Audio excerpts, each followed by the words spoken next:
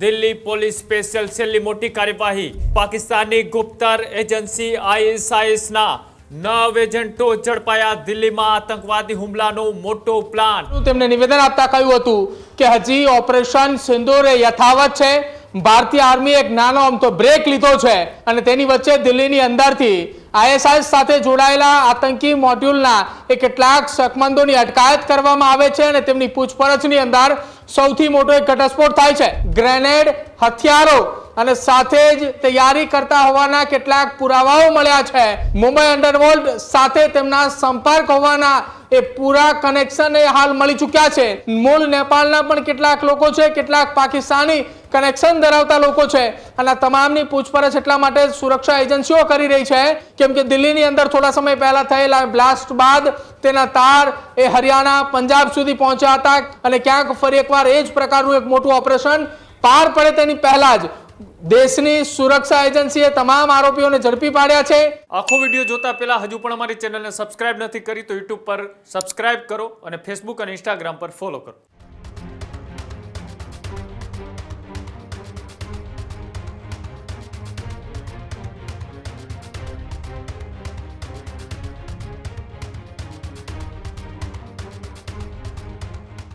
Delhi police special સેલની મોટી કાર્યવાહી પાકિસ્તાની ગુપ્તર એજન્સી આઈએસઆઈએસના 9 એજન્ટો ઝડપાયા દિલ્હીમાં આતંકવાદી હુમલાનો મોટો પ્લાન એ નિષ્ફળ થયો 9 લોકોની ધરપકડથી સુરક્ષા એજન્સીઓમાં પણ હલચલ તેજ થઈ છે દિલ્હી પોલીસ અને એજન્સીઓ હાઈ એલર્ટ મોડ પર દાઉદ ઇબ્રાહિમ નેટવર્ક સાથે જોડાયેલ હોવાનો પણ મોટો ખુલાસો છે તે થયો છે પાકિસ્તાનના આઈએસ કનેક્શનના તાર એ છેક હવે ભારત સુધી પહોંચાડ્યા હતા અને આ કનેક્શન એ દિલ્હીની અંદરથી ઝડપાયું છે 9 જેટલા એજન્ટોની ધરપકડ કરવામાં આવી છે લાંબા સમયથી તૈયાર થયું હતું આતંકી મોડ્યુલ વિદેશી હેન્ડલ્સની ઓળખ માટે પણ તપાસ અત્યારે ચાલી રહી છે આજે તમે દ્રશ્યોમાં જોઈ રહ્યા છો કે દિલ્હી પોલીસની સ્પેશિયલ સેલની ટીમ દ્વારા 9 જેટલા પાકિસ્તાની ગુપ્તચર એજન્ટના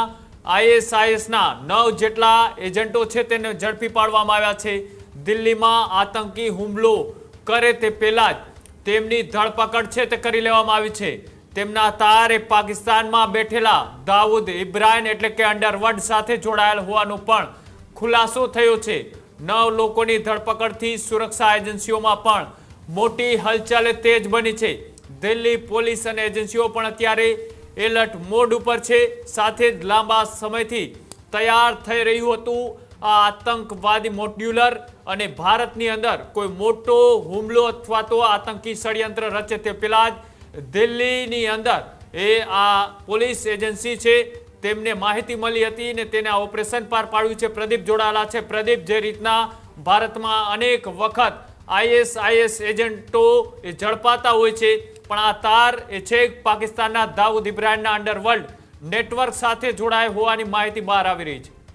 બિલકુલ કૃણાલ અત્યારે સૌથી મોટું એક ઓપરેશન પાર પાડવામાં આવ્યું છે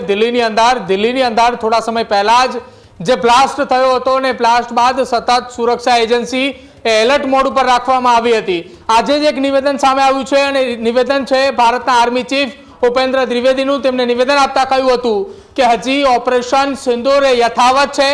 ભારતીય આર્મી એક નાનો અમથો બ્રેક લીધો છે આ ઓપરેશન હજી પૂરું નથી થયું અને ભારતીય આર્મી ઓપરેશન સિંદૂર 2.0 માટે તૈયાર છે અને તેની વચ્ચે દિલ્હીની અંદરથી આઈએસઆઈએસ સાથે જોડાયેલા આતંકી મોડ્યુલના કેટલાક શકમંદોની અટકાયત કરવામાં આવે છે અને તેમની પૂછપરછની અંદર સૌથી મોટો એક ઘટસ્ફોટ થાય છે એ અટકાયત થતાની સાથે જ પૂછપરછ કરવામાં આવે છે તેમના રહેઠાણ ઉપર તપાસનો દોર ચલાવવામાં આવે છે અને તેમના રહેઠાણ પર તપાસ કરતાની સાથે જ દિલ્હી પોલીસ અને સાથે જ સુરક્ષા એજન્સીઓને મોટી સફળતા મળે છે કે જ્યાં ગ્રેનેડ હથિયારો અને સાથે જ દિલ્હીના કેટલાક સરકારી કચેરીઓ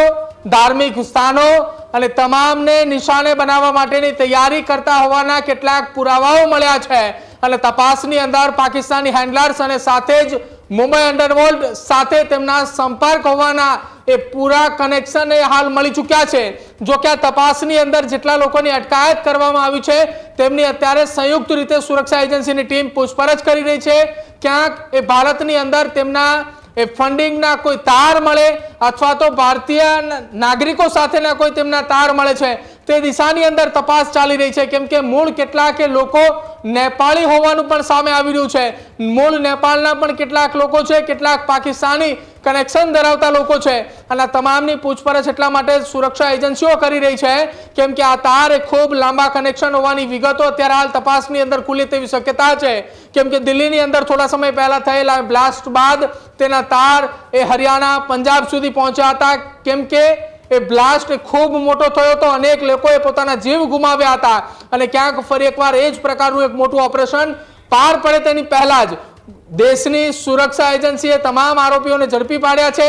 દેશ વિરોધી કૃત્ય કરનારા તમામ લોકોની અટકાયત કરી છે. પૂછપરછ હાલ સઘન ચાલી રહી છે, અને કદાચિત આખી આ ઘટના મામલે દેશની બહાર રહેલા કેટલાક સુરક્ષા એજન્સીના જવાનો પણ મોટું ઓપરેશન પાર પાડે તેવી સંભવત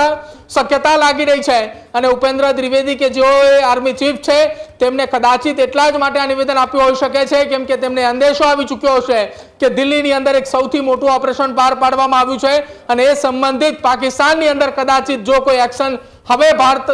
લે છે તો આ સૌથી મોટું ઓપરેશન કહી શકાય. અને આ ઓપરેશનની અંદર સુરક્ષા એજન્સીને કદાચિત બહુ જ મોટી માહિતી મળી હોઈ શકે છે કે જેની અંદર દેશના અંદર રહી અને કેટલાક દુશ્મનો દેશની અંદર જે હુમલા કરવાનું ષડયંત્ર કરી રહ્યા છે, જેમાં અંડરવર્લ્ડ કલેક્શન અને પાકિસ્તાન હેન્ડલર સાથેના કનેક્શન અત્યારે હાલ ખુલી ચૂક્યા છે, અને આ મામલે આવનારા સમયમાં મોટા ઘટસ્ફોટ થવાની શક્યતા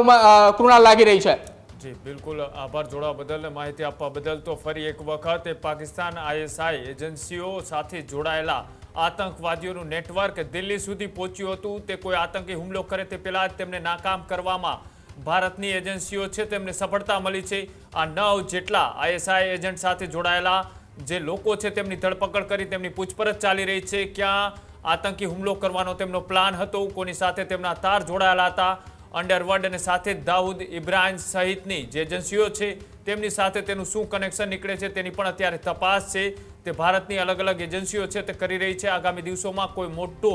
ખુલાસો થાય તેવી પણ શક્યતાઓ છે તે અત્યારે દેખાઈ રહી છે. હજુ સુધી તમે અમારી ચેનલને સબસ્ક્રાઇબ નથી કરી તો અત્યારે જ ન્યૂઝરૂમ ગુજરાતને સબસ્ક્રાઇબ કરો, ફેસબુક અને ઇન્સ્ટાગ્રામ પર ફોલો કરો.